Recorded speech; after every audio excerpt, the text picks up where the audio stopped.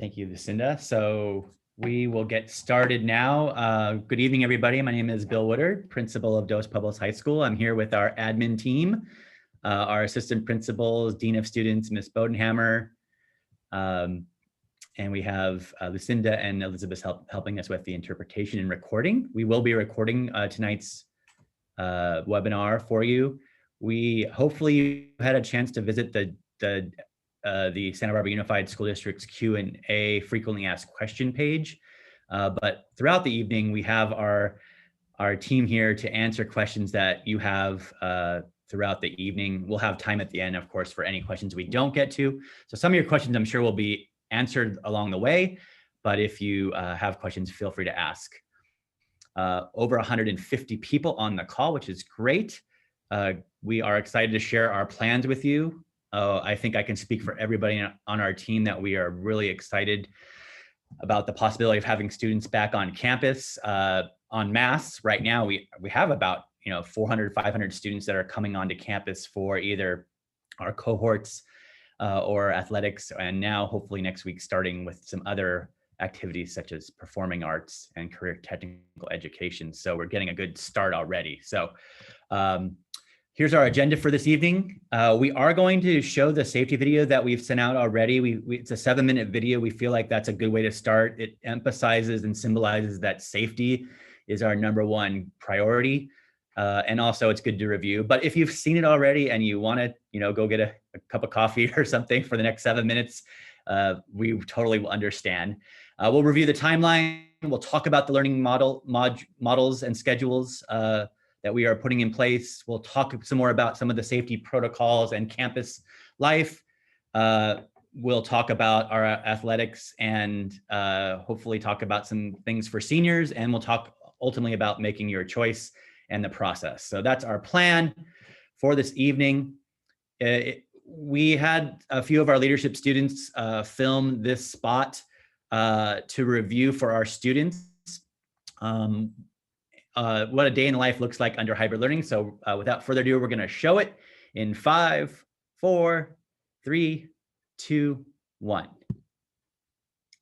Greetings, Dos Pueblos families. This is your principal, Bill Woodard, here today to talk a little bit about what the day will look like for staff and students in a hybrid format.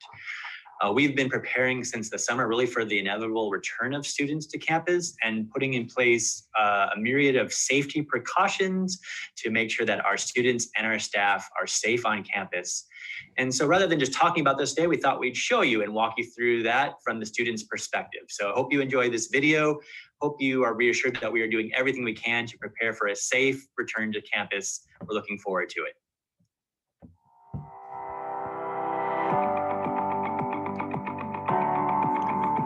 When students arrive, they will be dropped off in one of 4 designated locations.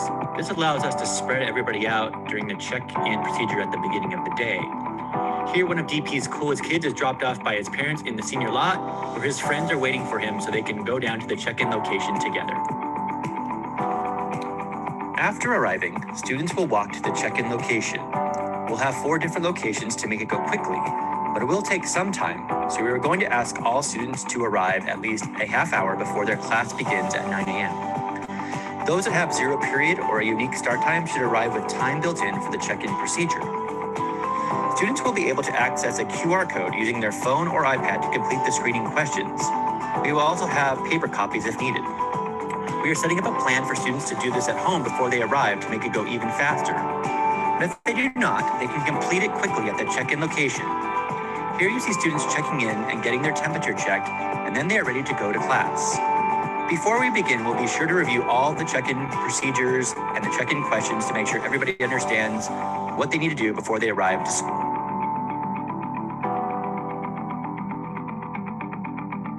We will be sure to train everyone on the safety procedures for entering and exiting a classroom before we begin.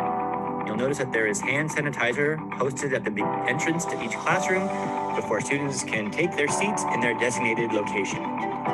You'll notice that all the students are spaced out to maximize social distancing while in the classroom. But when we can, we will also take the learning outdoors in the many outdoor spaces at DP for learning to take place both indoors and outdoors. You'll notice that everyone is wearing a mask. All staff, students, and visitors will be required to do so while on campus. If you forget your mask, we have plenty on hand for students if they need one.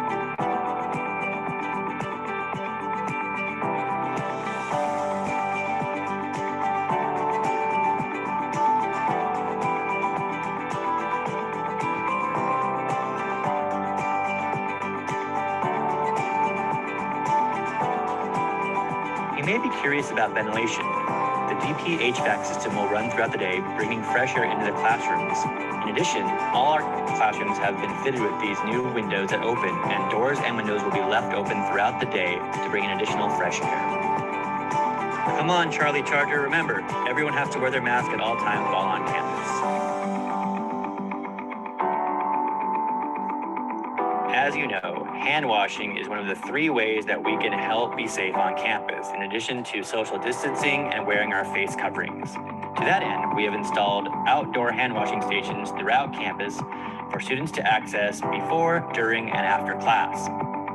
We want to make sure that students remember to wash their hands for 20 seconds and make sure that they wash all parts of their hands. Take your time and do a great job.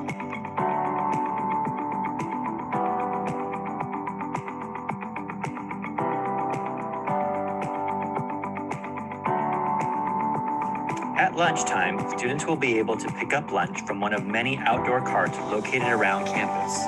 Or of course, they can bring their own lunch. The change from the normal practice, juniors and seniors, is that currently students will not be able to leave campus for lunch.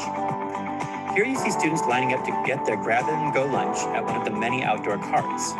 Much like check-in, students will socially distance as they line up to get their meals.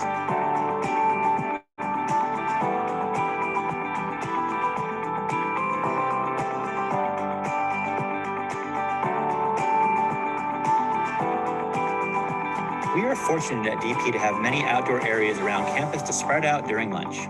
Students can now gather with their friends to find a spot on one of our many lawns or other outdoor seating areas, take off their masks, and socialize while they eat. We are also purchasing additional outdoor canopies and looking at other ways to provide shade. If it rains or if the weather's bad, we may need to eat socially distanced indoors, but we will have procedures for doing that as well. During the lunch break, school personnel will circulate around campus, reminding students to follow social distancing guidelines. Attention all parents and visitors. You normally check in inside in the office, but during this time, we're going to ask you to check in at the outdoor check-in station located around the corner from the main office. This way, all visitors can complete the check-in procedures as students do when they arrive at the campus. During distance learning, our wonderful librarian, Miss Magder, and her assistant, Miss McHugh, have continued to check out library books and other school materials to students at our outdoor library kiosk. And while many of our activities will move back indoors when we begin hybrid, during this unique time, we are looking at continuing to maximize our outdoor spaces whenever possible. Gotta love California.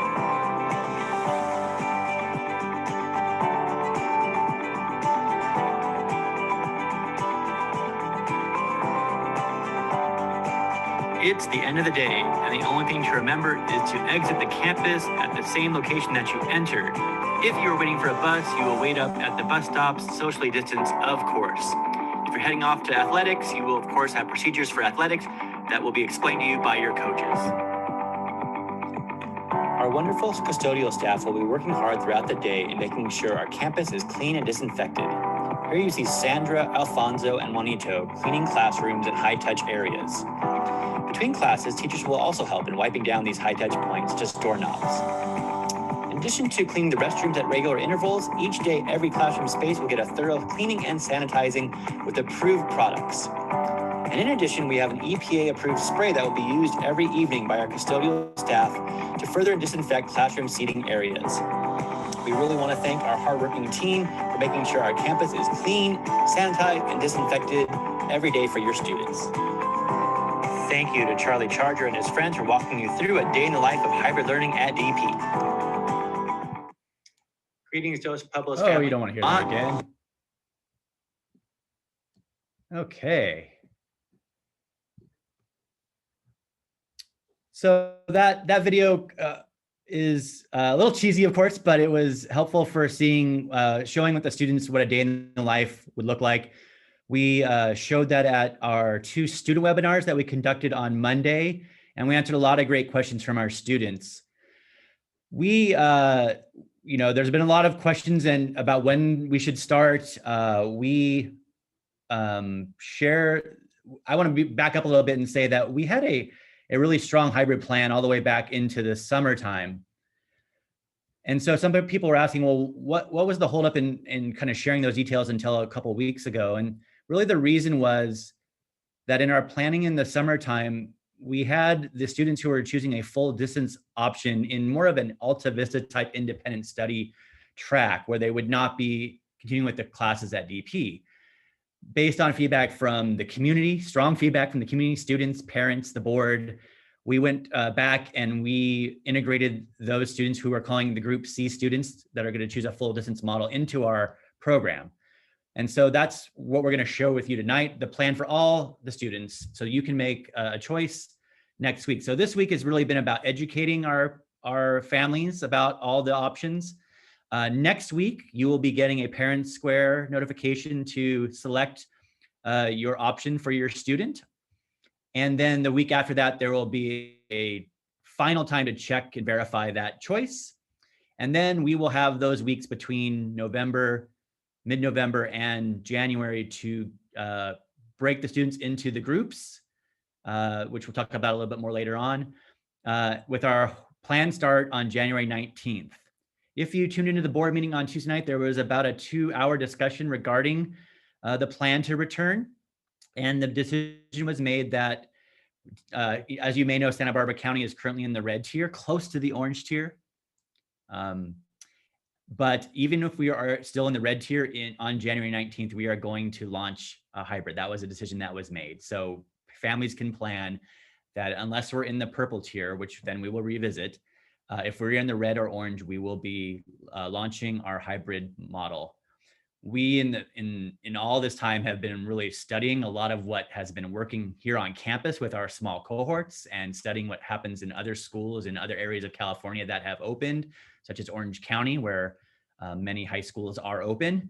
And so we're learning a lot about how to get our procedures in place. And we feel very confident that we will be ready to start in January and do that very successfully. And we're eager to have students back. We all agree that students learning in person is the best possible way. We also know that there are students that have certain situations with their family or just feel themselves that right now they want to remain in a full distance model, and we respect that, and we'll be having an option for them that will keep them with their classes. So we're trying to meet the needs of as many people as we can. We're all going to have to give a little bit. We'll talk about that a little bit more later, but we're also excited for what this can mean. And so while we'd love to have everybody back 5 days a week, because of the social distancing guidelines and Santa Barbara Public Health Department regulations, we have to launch with the hybrid. And so this is the same timeline in Spanish for our Spanish speaking families. That kind of walks you through. Again, the key thing is next week via Parent Square, you'll have that go out to you. And we'll talk about that maybe at the end a little bit more. So what will the hybrid model look like? We're going to walk through both the hybrid and the full distance option. The key things I want everybody to know is that whether you're in the hybrid option or you're in the full distance, you will have 5 days of instruction with your teacher. That was really important to us as we developed the plan. All students, if we're going to say the hybrid group is A and B, so A students will, as you'll see when we show the schedules, go on Monday, Thursday, and B students will go on Tuesday, Friday. Wednesday will be a half day, all Zoom from home. So everybody will be learning from distance learning on Wednesday for the first half of the day. And then engaging in asynchronous learning in the afternoon that day.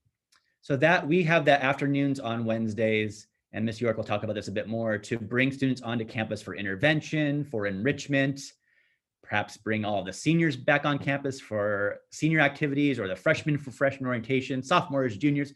We have some flexibility on that Wednesday afternoon to do those kind of things with a mixture of asynchronous and synchronous learning. course, students that are in the hybrid model will have access to hands-on learning experiences that will not be possible or will have to be modified for students that are in the full distance model. At a school like DP, which has a strong emphasis on project-based learning and experiential learning, certainly that's one of the benefits of having students, of course, back on campus. And so we want to maximize those opportunities when those students are here on campus on their days that they're here. For our distance learning group, which we're calling Group C, again, they're going to experience 5 days of instruction with their teachers. They will have designated times to come to their classes, similar to what they're doing right now. Of course, the learning experience will be remote. There will be some more independent work for students in a full distance option. And you can probably understand just logically that's so that the teachers can also meet the needs of the students on campus and oversee their learning on campus. So there will be times when all 3 groups will be Zooming together, sometimes for the entire period. There will be times when, if there's an activity on campus, that the students on campus will be doing X activity and the students at home will be doing Y activity and learning in different ways. We know that puts a lot of strain on our teachers to meet the needs of both groups. Our teachers are working very hard right now, and I know that they are up to the challenge of meeting the needs of all the students. Of course, it can't be the same for the students that are in the full distance model. We recognize that, but it will be a robust education, allow them to stay in their classes with their teachers. And we'll talk a little bit more about that later on with Ms. Pierce, one of our math teachers, if she's going to be able to join us and talk about it from a teacher's perspective. This was a big point of confusion, and I will be very frank that we were developing and debating this for a while, but we've at the end of the day, students that choose the full distance option will still be able to participate in their extracurriculars, their sports, enrichment activities that happen in what we call the co-curricular world, and Mr. Holden will speak to that a little bit later on. So that is students who can pick Group C, still have those on-campus experiences that they choose. What they cannot do is pick and choose which academic classes they want to come for and which ones they want to stay home for. We just, because of all the safety procedures, setting the groups and balancing them regarding the social distancing guidelines and the logistics of people coming in and off campus all day long, we just couldn't do that. I know that is disappointing to some, but that was not done for nefarious reasons. It was done really for practical reasons. And so that's what I'm saying when everybody's going to have to, give a little bit. That's the overview of that. As you've heard these terms probably a lot, asynchronous and synchronous. What does synchronous mean? That means completing the work alongside the teacher. Students are live, either in person or at home through Zoom. We do have some bandwidth issues to work out to have students that are on campus, often sometimes potentially Zooming for the first 20 minutes of class with everybody before we differentiate and break things up. But there will be time every day, 5 days a week, like there is now, for the teacher to be with all the students in his or her class. Again, for class discussions, directed note-taking, other things, we've been really utilizing breakout rooms, and those will continue to give students small group interaction time, and teachers actually time to meet with one-on-one with students or in small groups as well. And then the buzzword of asynchronous work. This is really work that is done independently. In the old days, we called it homework, but it's much beyond just homework practice. It can be independent work, working on projects, working without the teacher present with a cohort of students on a group project per se. It could be a number of things.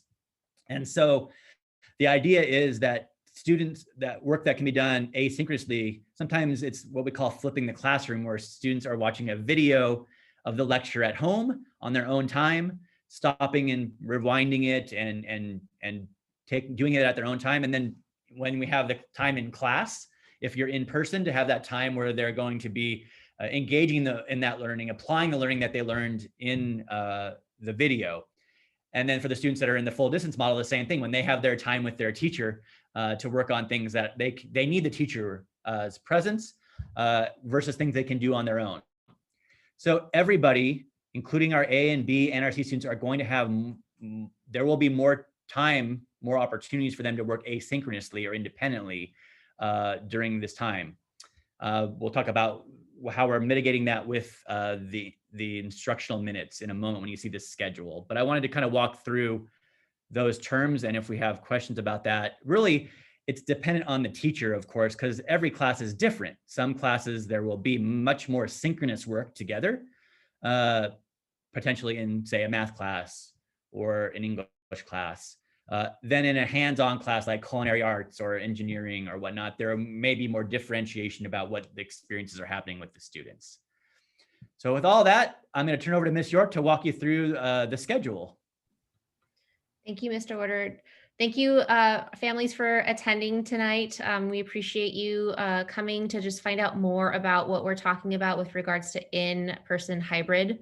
And what we have here is an example of what our bell schedule will be looking like come January.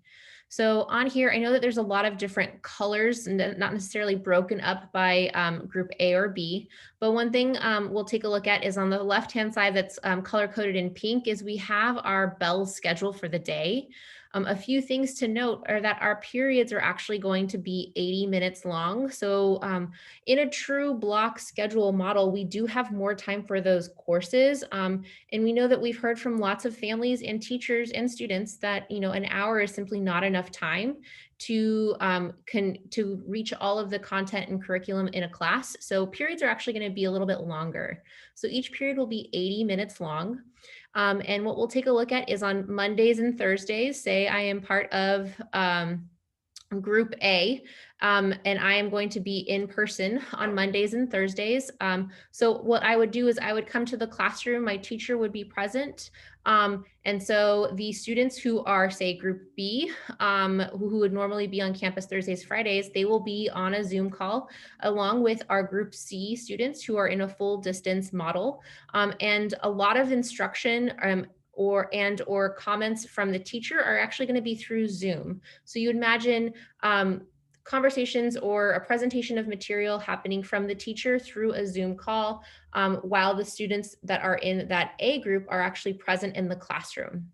And I know that there were some questions about the idea of a minimum of 20 minutes of everybody together. Now that is really to think of it as a floor. And what I mean by that is maybe that is the direct instruction or the directions that are being given for everybody. A happens to be present again on Monday, Thursday, B present on Tuesday, Friday, but there's 20 minutes where everybody is there to hear the explanation, the directions of what are the tasks to be accomplished that day. And then from there, it might be breaking up into breakout rooms, group assignments, things of that nature, where there's less direct instruction from the teacher, but really working independently and or with students with each other. And that might be happening, again, as Mr. Woodard said, in various ways, depending on the class that a student is taking. So that's one way of how we are, when we talk about the 20 minutes, it might be the whole period. It might be 80 minutes of having a Zoom call open and on, and the teacher being available to, say, answer questions, to redirect students, or it might just be in the very beginning of class. And like I said, it might look differently for different classes. So what we actually have is kind of on the next slide, a breakdown of really what it could possibly be like if we're talking about 80-minute periods. So here's an example here, what we refer to as a workshop model. And in here, if we think about the circle on the right-hand side, the total 80 minutes and how it might be broken down. So we have, for example, an opening or a warm-up that the students would participate in with the teacher. There might be a mini lesson, as I said, specific directions given for an assignment or project that's being worked on. And then the bulk of the time being student work time. So that could be done independently if you are a B or a C student, say at home working. That is still independent work time. You just happen to be in the classroom doing that. And then maybe everybody coming together at the end of the period to do a debrief or a share of the lesson or questions and next steps. So that's how it can still be working through that 80-minute period where you're working at home, but you're still on a Zoom call. Maybe it's that you stop the Zoom call, work independently, join back at a specific time, and it can look different for different classes. Here is a sample week of what that could look like. So this is, for example, if you say you're taking a science class. Now, this isn't necessarily what it might look like for every science teacher, but this is a sample week of what it could in theory look like. So again, following that that group A, say who's again on campus on Mondays and Thursdays, the first few minutes of class would be that warm up or do now. Followed by that, potentially it could be the reviewing of the day's lessons from the previous day, any questions from work from the night before, anything that the teacher needs to address before doing the next learning step. After that, it could be discussions, it could be labs that students are participating with on campus if they're present for that. And then the cohort B and C that are working remotely from home, maybe they're doing independent work that's either leading up to the lab that the cohort B would be doing the next day, or maybe it's a virtual task that then is a lab or activity that the students can be working on. So this is just an example of what it could potentially be in various classes, with science as being an example. And Mr. Woodard, I wanted to go over this first, but if you can go back to the actual schedule, I wanted to point out two other things to everybody if possible. Thank you. And that was the difference in lunch. So we are moving away from having that extended period in the middle of the day to having it be a 45-minute lunch, because periods are being longer to cover more, to give students and teachers more time.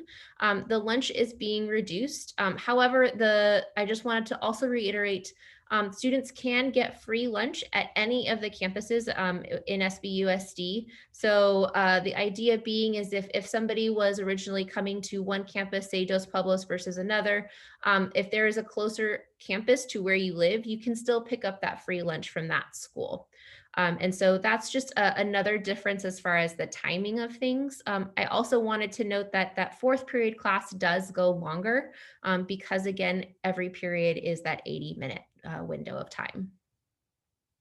It's good to point out too that thank you, Ms. York, the first period will begin at 9. We have only about 3 0-period classes this spring. So those classes will begin at 7:30. And so there's a 15-minute break in between classes for, again, as we said, the video to wipe down the high touch areas and to get ready and give students a chance to kind of, chill between classes as well. So yeah, that's the way the week works. Thank you for that. I'll jump ahead back to the. And then on Wednesday, again, as Mr. Woodard mentioned, that there was the afternoon that we have available. So if you take a look on that Wednesday in the blue column, it says in all Zoom, everyone is working remotely from home on those days. The periods are shorter. And the idea here is that it might be really more of that workshop where students are working on things specifically, or maybe teachers are having office hours with their students during that time.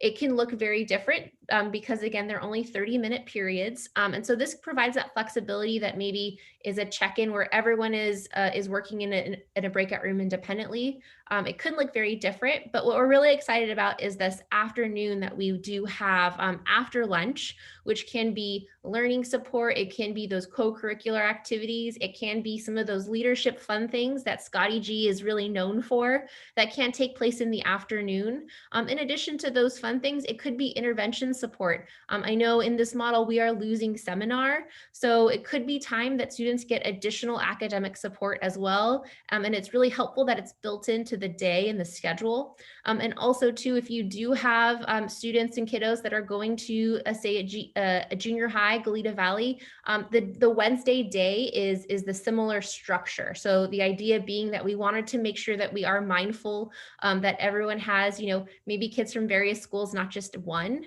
and that works out really nicely in this model as well. And one more thing to add on that Wednesday. So you see the 50 minutes of asynchronous work. That really is an instructional minute requirement to have by the state of California. We know we're moving away from seat time equaling learning, and where the seat time is the constant and learning is the variable. We want learning to be the constant and seat time to be the variable.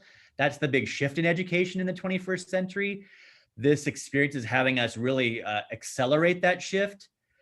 But the state of California also is kind of hamstring us by saying we do have to have a certain number of asynchronous and synchronous instructional minutes per day, which is actually a good thing, I think, as a standard. So if students take 3 classes of 80 minutes each on Monday, Tuesday, Thursday, Friday, they've met that minimum requirement. So on Wednesday, we have to account for that. I'm very realistic that while it says 50 minutes per class, I think that's going to vary. I don't think, I mean, the students will certainly have the afternoon to work on that, but because we are also wanting students to come to campus for various other activities, we need to work with our teaching staff on what that looks like on Wednesday. We know that could be a great time to do some stuff that's not on Zoom. There's a lot of screen time, even in this hybrid model. So that will be a time where we can, again, teacher by teacher, get really creative with how we can have the learning really be more individualized, differentiated. I think we can all empathize with what our teachers are going to have to do. They've shifted to a full distance model on the fly last spring. They worked really hard this summer to get distance learning going full distance when the word came down from the state. The feedback I've been getting from the majority of parents has been very positive about the teachers' efforts and how it's going.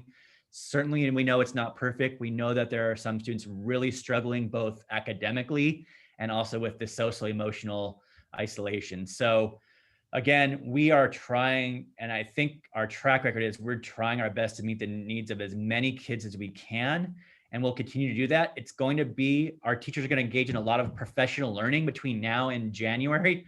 We're going to build in fine time for them to do that so that they can be ready to go in January. There's a lot of great models we're learning about. We've had a great session with a distance learning guru last week. All our teachers did on the student free day. That got them really fired up about some really new methods. So we're excited about putting those into practice for us in January. I'm gonna jump back.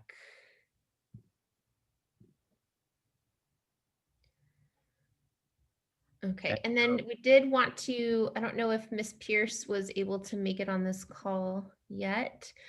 So I just wanted to let you know, Miss Pierce is one of our math teachers on our campus.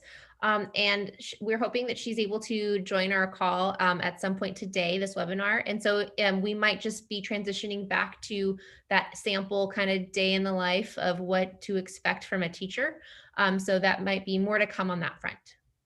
Yeah, she's good. Last minute, we asked it'd be great to have a teacher join us, so she's going to try to make that work. That might be her right there. No, it's not. Is Yeah, it? It looks like she's here. Oh, beautiful. Perfect timing.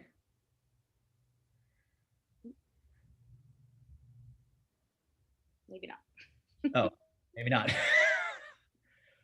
Well, when she joins, we will get to her for sure. But in the meantime, let's segue over to Miss Henderson and Miss Bodenhammer. Yes, thank you everyone for being here, and thank you, Mr. Woodard. Let's talk health and safety.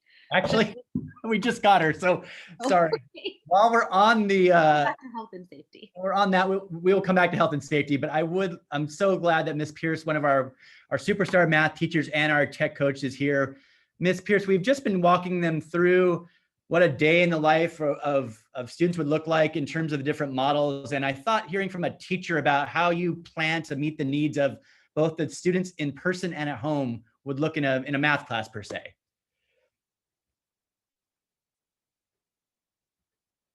If she takes herself off mute. You had me muted. Okay, here we go. So the plan for that is, at least in a lot of math classes from a lot of teachers that I've been talking to, the classes are going to look kind of similar to what they look like now, except we'll have a cohort in front of us and then there'll be some cohorts at home.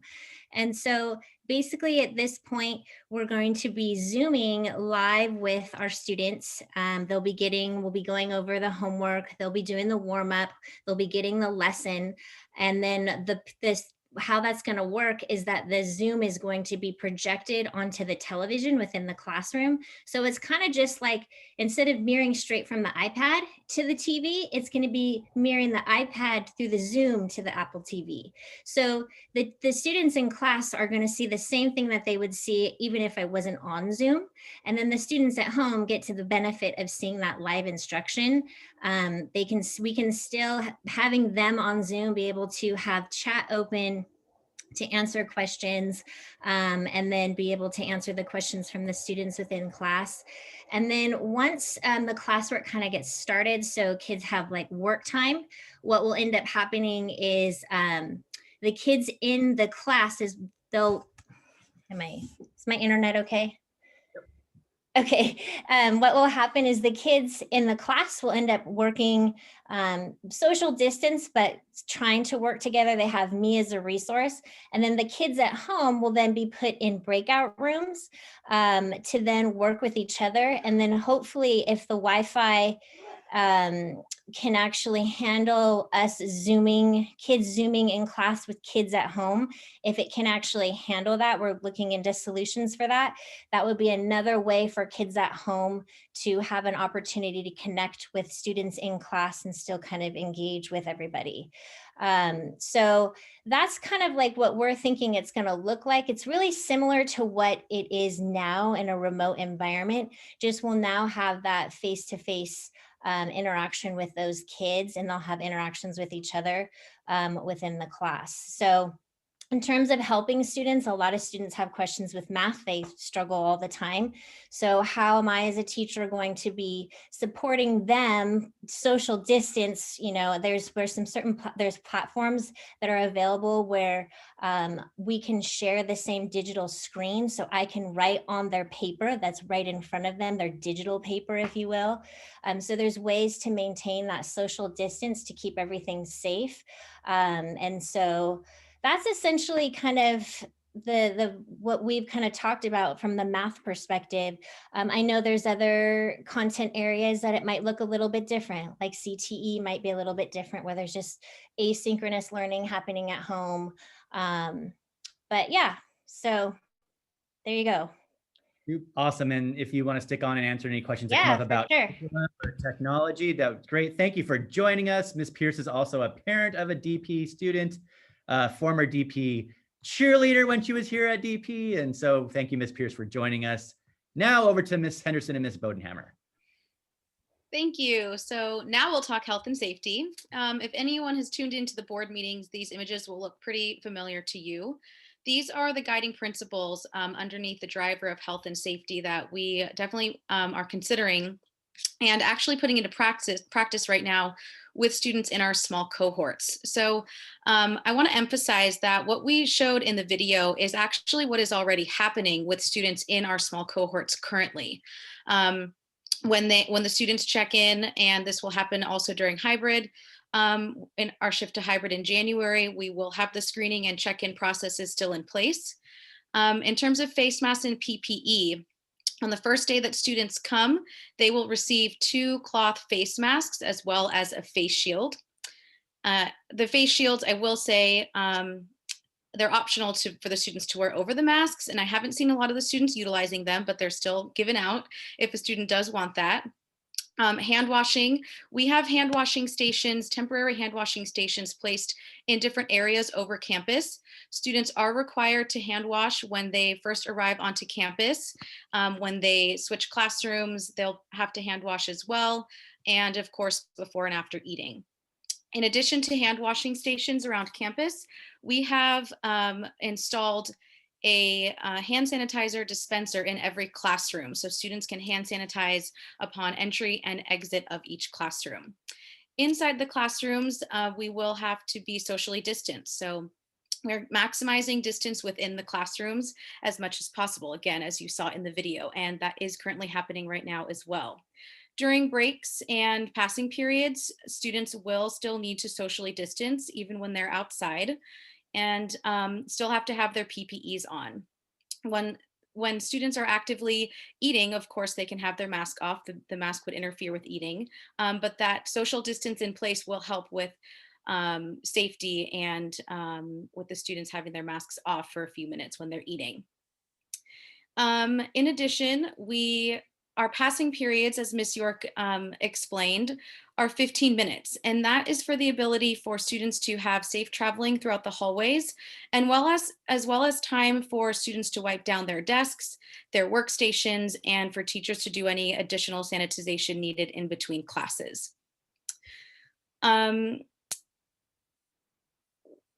One thing also that I wanted to mention is that you saw in the video that students are getting their temperature taken when they arrive onto campus. And we are actually working and partnering with a company that's going to allow us to have a thermometer given to every student and family before January. So we're really excited to be able to provide that for our families as well, to be able to do that screening on their own.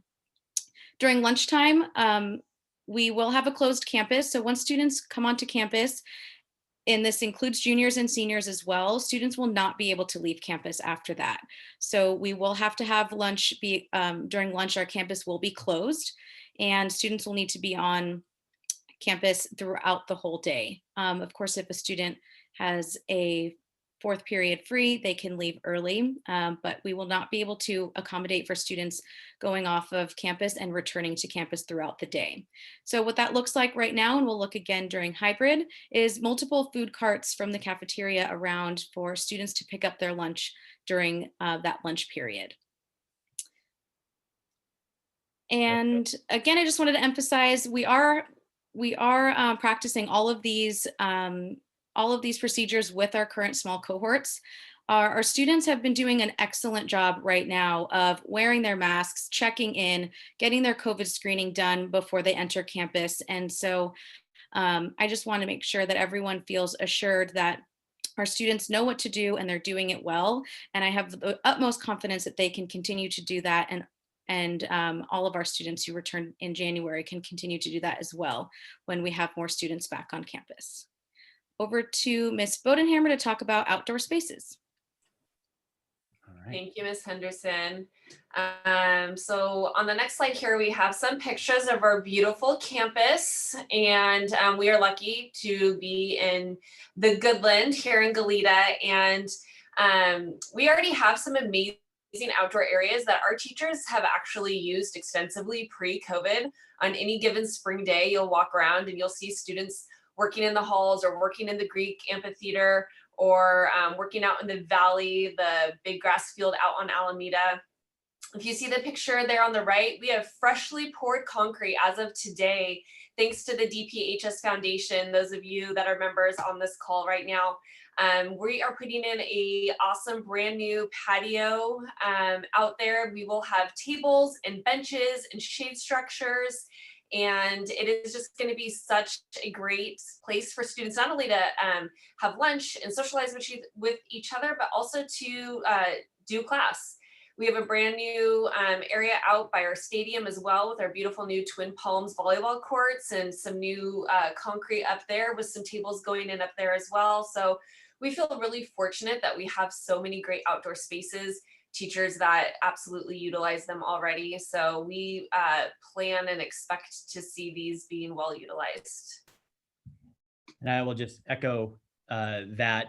As a former teacher at DP, I often would take my class outside to we call it the meadow or the valley out in the front. I know Ms. Pierce has taken her class to the flagpole for math assignments, which certainly there's going to be days that the weather's not going to cooperate. The biggest takeaway I want you to have is that we have put the safety precautions in place that we feel confident of.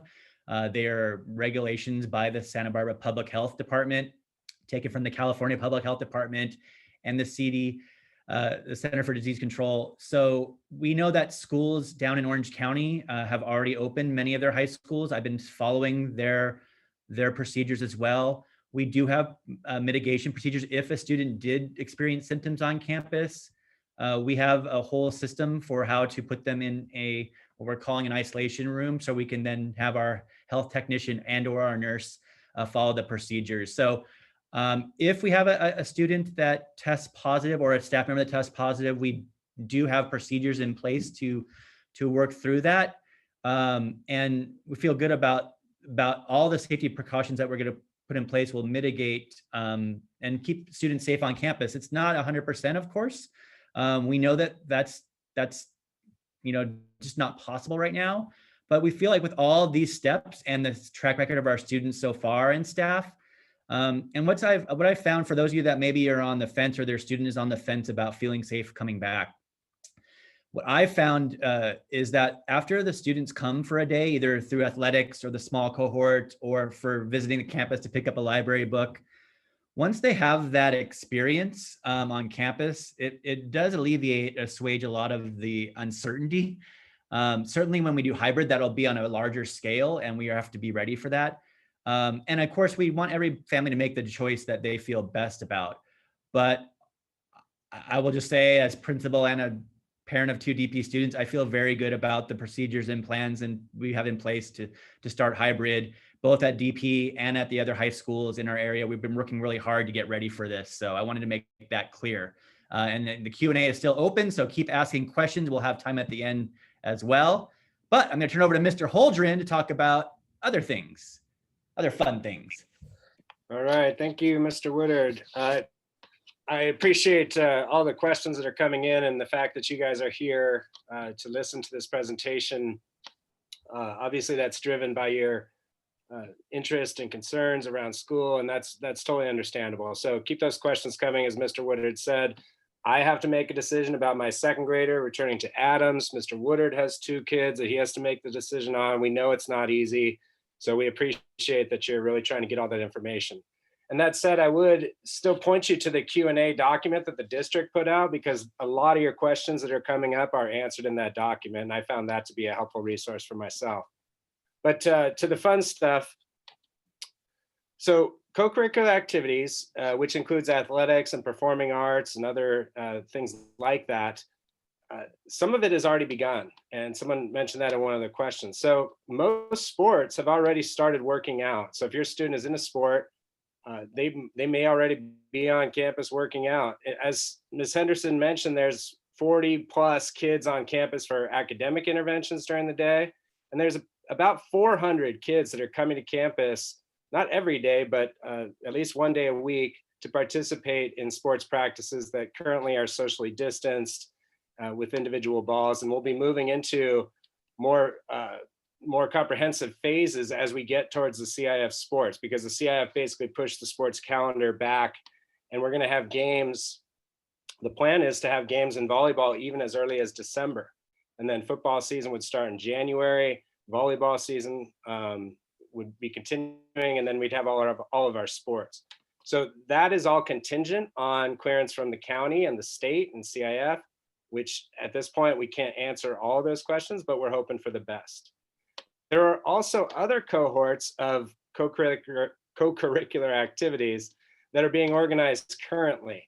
So for example, we have cohorts beginning on Monday in yearbook and in play production and a couple others, and you're going to start to see other co-curricular activities coming together and coming on campus. Again, they'll be socially distanced, they'll be wearing masks whenever possible.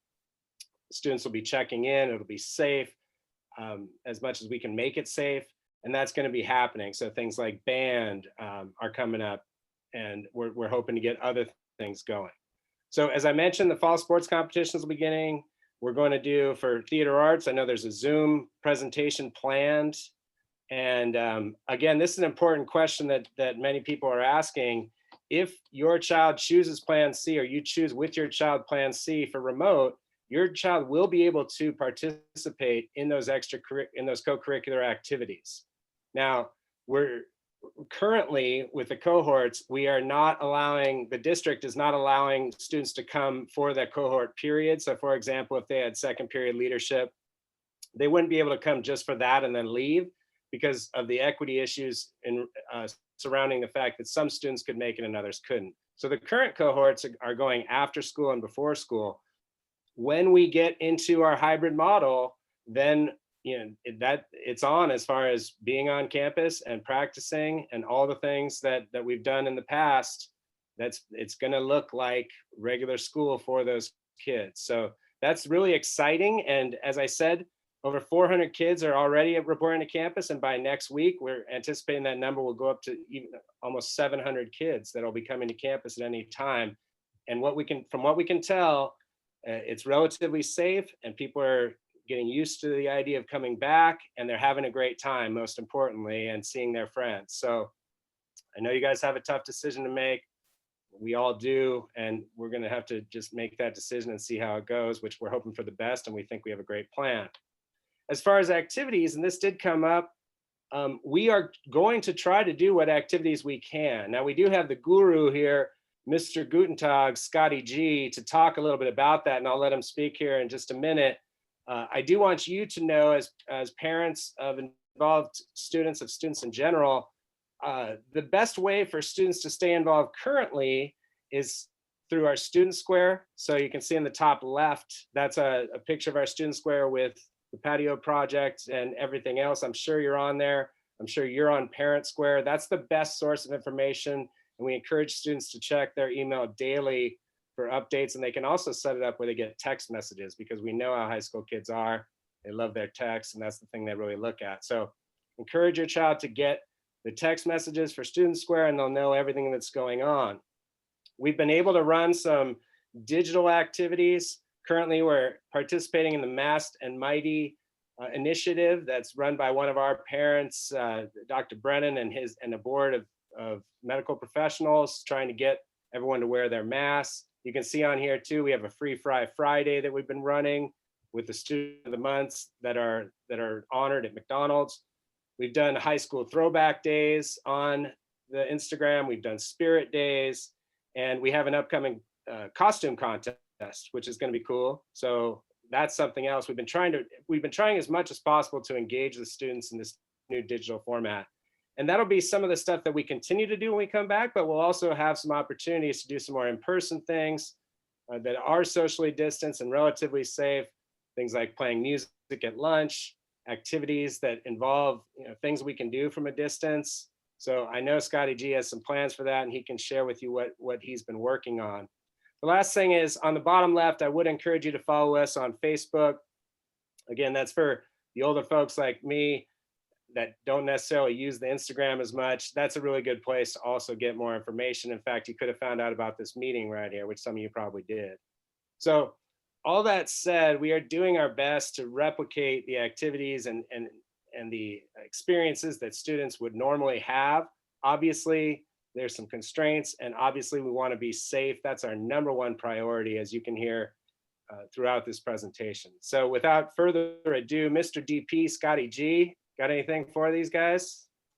Thank you very much. You gave me a lot of props, but you also you took all the things that we are doing and we are continue to be doing. So our #1 goal, folks, is we want to rebuild school spirit. It's been down. I know it's been down. It's hard for kids to have school spirit when they're not together. So we want to kind of teach them a way to have school spirit, but do it safely. So it's going to be a constant plan of how do we have fun and how do we keep it safe? We understand that if we don't keep it safe, we can't have the fun. And so that's my #1 priority, is to look at every activity that we're doing and seeing how we can keep the students safe, following the protocols that we need them to follow, and having fun. And we've done a really good job with some of our drive-through pickups, our decorating of cars. Some kids are having a lot of fun with submitting different pictures and things like that. I love our teaching staff, because our teaching staff and our classified staff all even participate in our activities. And so the students get to see that the teachers are trying to just kind of continue to have that fun and energy that we want to bring back on our campus. And so with games coming back and things like that, we are going to figure out how to kind of build spirit in COVID. And I believe that we can do it. I believe we have the staff that wants to support it. And I believe we have the students who have these intelligence, interest, and energy to bring it back. This class of 2021 had to deal with everything from ending last year to hoping this year would be normal, and to coming back and kind of keeping up that energy and trying to figure out, okay, not what we can't do, it's what we can do, and what we can do safely. So just trust me that that's my plan, that's my goal. Not gonna lose my spirit, I'm not gonna lose my energy, and I'm not gonna let the students lose their spirit or energy either. So thank you all for coming tonight, and please do what's best for your family, but please know that we do have your student safety in our #1 thoughts at all times. Thank you, Scotty G. And I really appreciate how hard everybody is working. As again, I know we're going. I love the can-do spirit. You know, we have a homecoming week scheduled in early March, and what that means, we don't know yet. But we will have a homecoming week festivities, whatever we can do, and of course, if conditions allow, we will do more. If they don't allow, we will find a way to make other things happen safely. But we know how important it is for the kids, especially our seniors. We know we all are thinking about them, and but also all of us, all 4 grades, they deserve to have that high school experience. And so please, if you have ideas, I'm sure we would be welcoming them. So don't feel like you have to keep them to yourself. And I know that we're going to work really hard to make, I'm calling it the spring of joy. If we can get up back on campus and hybrid, we're going to pull out all the stops to do it well. Again, safety, #1. So keep those questions coming. We are wanting to go to the main due now is next week. You'll be getting a parent square. I previewed what's going to be going out, and while it's not officially said, I know a lot of people are asking, well, how can I choose which group am I in, A or B, or is it going to be by alpha, or what does it look like? Next week, they're really just going to get some data from the parents. So does your student have a preference for A or B, or do they not have a preference? With the caveat that we're not guaranteeing that. We know that friends want to be with friends, or boyfriend, girlfriends, or whatnot. So we will commit to having siblings, of course, together, but we are going, the reason why we need to get those in next week is so we have a few weeks to balance the classes to make all those things happen. We will do our best. DP is a student-centered operation.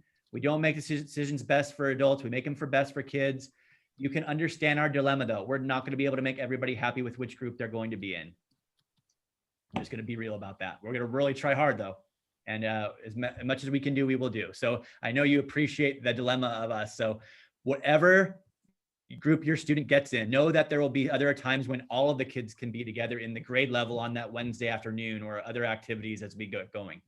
You are making a choice for terms 3 or 4. I would echo what Mr. Holdren said. The district FAQ page talks about, can my student go from hybrid to full distance if they stop feeling comfortable, or vice versa?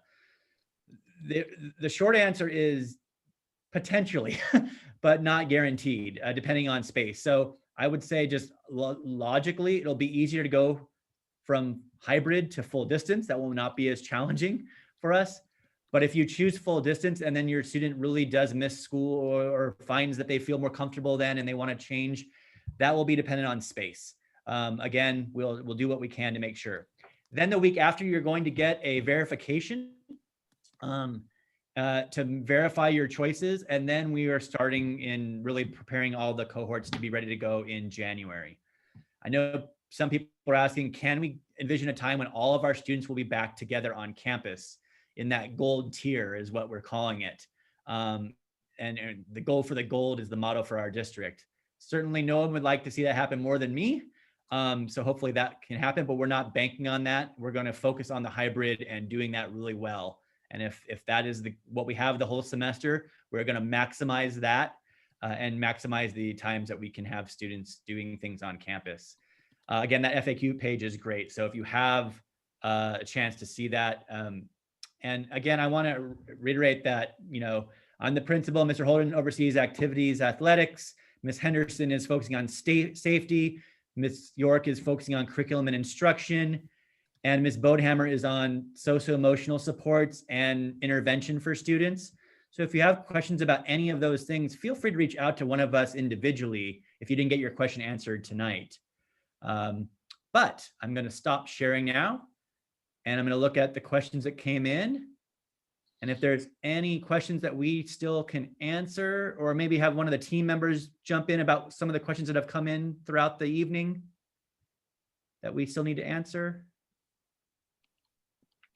I would say, Bill, there's a lot of questions, and that's awesome because people are figuring out what they need to know. One question that continues to come up is about lab work with cohort C.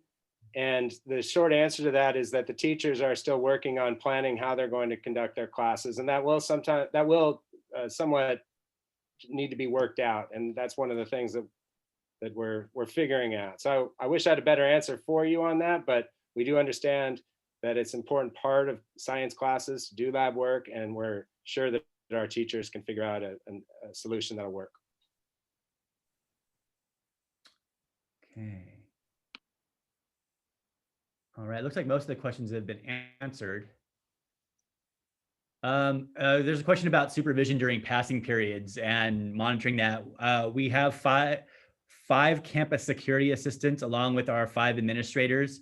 Our normal, if you've been on campus during pass periods, most of the time we are all out and about circulating around campus. So that's 10 adults that can be out and about on some days.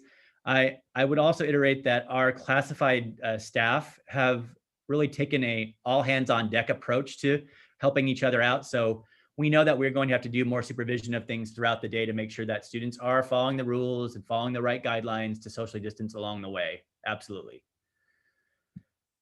Let's see. Yeah, so questions about marching band. Yeah, Mr. Holder answered that question, I believe. Are there going to be lanes one way going up and down a walkway hallway? We're going to do our best to have those all set up so we can keep the flow going. One way, we have that already in our main office. And if I don't follow the rules, I get chastised by my assistant, which is good. Keep me accountable as well. We will make sure, and I would say this, we're going to have opportunities during January when we get back from break to have parents and students come onto campus for orientation, and you'll be able to see firsthand how it's going to look for yourself. And you can come in and students can come in, and we know we need to, especially our freshmen, need to have a tour of the campus and know where their classes are going to be. And so we're going to have those experiences during January for our students and our families. But in the meantime, if you want to come on campus and walk around with me, I'm always open to meeting with parents in person. I know all of our team is. And if you have concerns you want to see for yourself, we are an open book. We want you to come on to campus. We want you to feel good about it. I love walking around campus and just talking about DP. So if you want to do that, just call my office or email me and we'll schedule a time for you to come out, or with anybody that you have here. And I know you all appreciate how challenging this is for all of us. None of us went through running a high school during a pandemic during our administrative training. And we don't have all the answers. And I would be lying to you if I said that we did. What I can commit to you about is that we work very good as a team. We keep student safety and student interest and our staff safety and our staff interest at the top of our priority list. And I will give a shout out to our teaching staff.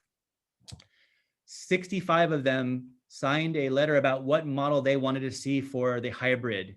They made their voices heard. They are really ready to launch this and do it well. It is going to be challenging for them. Meeting the needs of students in person and at home is a daunting task.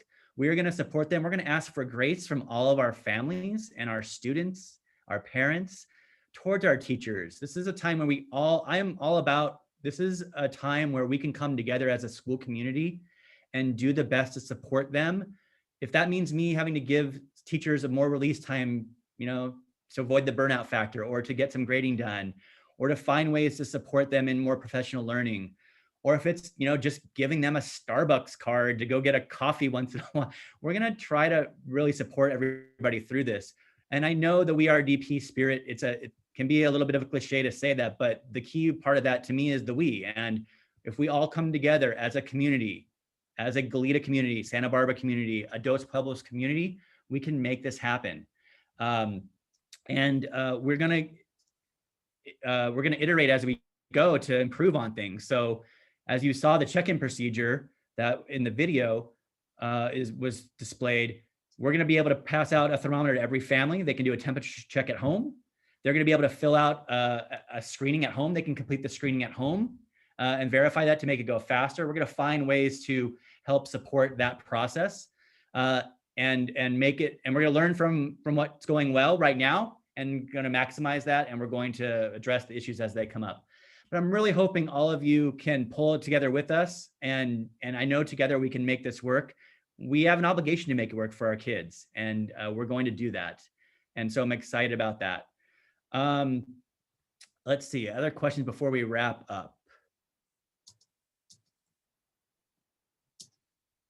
Aside from Wednesday learning support, what other opportunities will students have to achieve an equitable learning experience? Certainly that time is built into the day to make sure that there is one-on-one time or small group time, teacher intervention time on Wednesday. We, many of our students are going to continue with their AVID and their peak tutoring after school. Our Charger.Academy, led by Chloe Hara, one of our superstar seniors, and her cohort of tutors, is going to continue to support students with peer-to-peer tutoring. We have that paper system that many teachers are using effectively for 24/7 access to academic support. And then Ms. Bodenhammer and her team of our family service agency mental health therapists are meeting with students as we speak, are meeting through students throughout the week. If you know a student that can benefit from that, do not hesitate to contact your counselor or Ms. Bodenhammer to help us connect you with the services that your student needs. For sure. Yes, please do that if you can. Let's see what else. Are the kids allowed to go to their cars at lunch? A lot of the seniors are asking me that. So the trick is we don't want students to be in the car with other students not socially distanced, but could we foresee a time when, I mean, that'll be hard to manage. I'll just be real with you. You can imagine the dilemma we would have. I don't know if we're gonna be able to make that happen. What happened last spring, I think for the first time it's been growing in years, is that a lot of the students would go out to the parking lot, play music and eat lunch on the hood of their car and whatnot. I mean, we have to keep the socially distanced parameters, but we are going to be a bit more flexible with the outdoor spaces to spread everybody out. Whether that will include the parking lot or not, I'm not sure yet, but we'll have to figure that one out. Okay. Any last words from anybody on this call?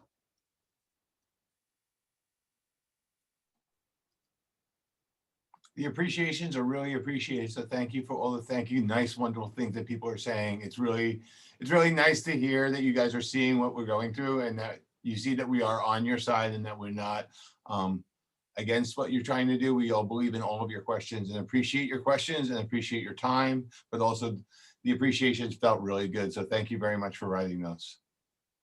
Hear, hear. I would say that the counselors are not on this call tonight, but our counselors are your first point of contact at school. And please, regarding the schedules in the spring, regarding any other things that we need to know about your student, please reach out to your counselor. We'll continue to communicate on Parents Square. I know we get it's a lot of data thrown at you. We get it. We're trying to over communicate rather than under communicate. But if you have questions that are not answered, please reach out at any time. And Mr. Woodard, yes.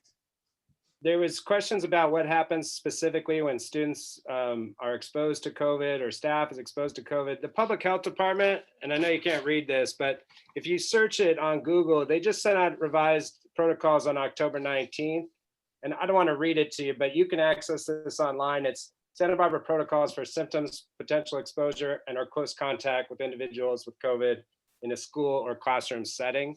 So that's available online on Google, and you can check it out if you want more specifics, because I know that we weren't able to kind of answer that in such a quick time period, type all that out. It would probably take a while. Good point. Well, special thanks to Lucinda. It's a yeoman's task doing it, especially when I talk super fast. I know I do, Lucinda. I always try to slow down for you, but I don't. Thank you all for joining us. We will record this for anybody who didn't make it so they can have it accessed in both English and Spanish. And we'll be looking for that Parent Square next week to make your choice. If you have any questions, again, reach out to us and looking forward to seeing our students back on campus in January. Nobody's looking forward to it more than me. Well, I couldn't say that. A lot of people on this call are just as much as me. So everybody here is ready to help support our kids and have a great spring semester term. All right. Good night, everybody. Go Chargers.